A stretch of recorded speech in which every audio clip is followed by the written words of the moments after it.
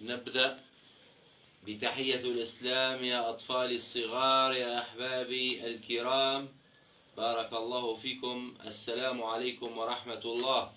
وعليكم السلام ورحمة الله وبركاته. ونصلي ونسلم على سيدنا محمد صلى الله عليه وسلم. بسم الله. نبدأ اليوم مع الآية رقم 9 يا أطفالي، ونقرأها من على اللوح. فلنبدأ مع ابنتي أميرة، فلتتفضل. أعوذ بالله من الشيطان الرجيم. بسم الله الرحمن الرحيم. وجعلنا من بين أيديهم سدا ومن خلفهم سدا فأغشيناهم فهم لا يبصرون. سبحان الله، ما شاء الله، تبارك الله. عفارم يا ابنتي أميرة. نبدأ مع ابنتي حلا، فلتتفضل. أعوذ بالله من الشيطان الرجيم. بسم الله الرحمن الرحيم. وجعلنا من بين أيديهم سدا ومن خلفهم سدا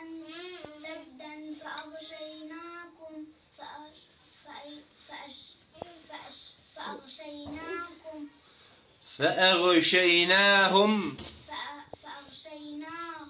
فهم لا يبصرون.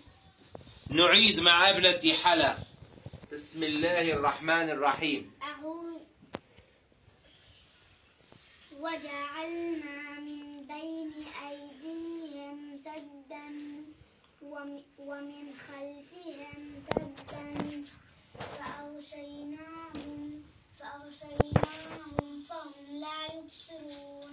ما شاء الله، تبارك الله. والآن نبدأ مع ابني علي.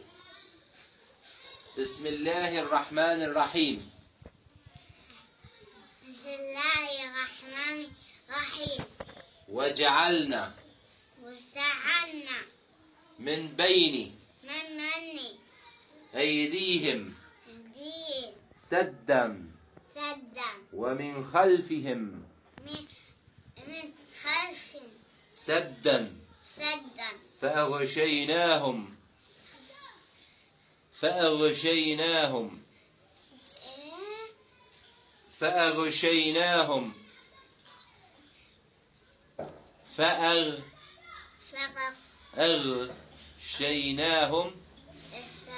فهم لا يبصرون. تمام يا ابن علي. أنت تحتاج إلى تدريب إن شاء الله، باعتبار يوجد لديك صعوبة في النطق بالنسبة للأحرف. تمام يا ابن علي. والآن سيقوم أطفالي الصغار وبناتي حبيباتي بقراءة الآية رقم 9. رقم الآية 9 من سورة ياسين غيبا إن شاء الله مع ابنتي أميرة. أعوذ بالله من الشيطان الرجيم. بسم الله الرحمن الرحيم. وجعلنا من بين أيديهم سدا ومن خلفهم سدا فأغشيناهم فهم لا يبصرون. ما شاء الله، تبارك الله.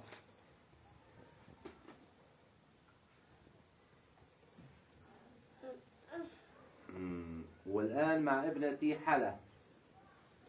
بسم الله الرحمن الرحيم.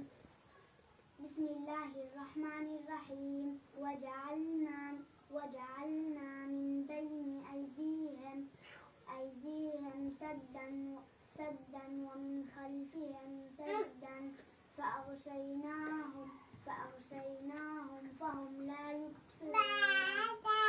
ما شاء الله، تبارك الله. وهكذا حيث إنهن حفظني قمنا بحفظ الآية رقم 9. ما هذه الآية التي قمتن بحفظهن؟ الآية 9. نعم، ما شاء الله تبارك الله. والآن نختم مع أطفال أميرة وحلا وعلي وسماح إن شاء الله، ونبدأ كما وعدناكم إن شاء الله. واليوم بدخول ابنتي هبة الله لتقوم بقراءة الصفحة الأولى إن شاء الله غيبا من سورة البقرة. نبدأ إن شاء الله مع ابنتي هبة الله. والآن ابنتي قررت أن تحفظ كتاب الله، واليوم إن شاء الله حفظت الصفحة الأولى من سورة البقرة إن شاء الله. خطوة مباركة يا ابنتي هبة، فلتبدأي بتسميع الصفحة التي قمت بحفظها. أعوذ بالله من الشيطان الرجيم. بسم الله الرحمن الرحيم. ألف لام ميم.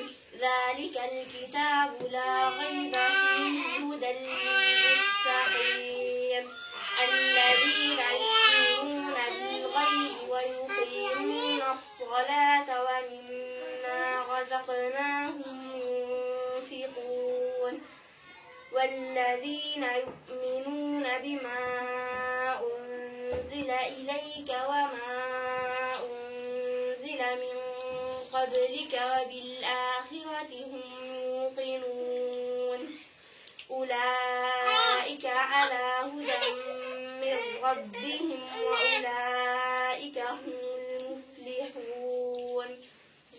ما شاء الله تبارك الله. وهذه ابنتي هبة الله قامت بحفظ الخمس الآيات الأولى من سورة البقرة تبارك الله، وندعو لها إن شاء الله بالتمام. والآن نختم بالصلاة والسلام على رسول الله صلى الله عليه وسلم.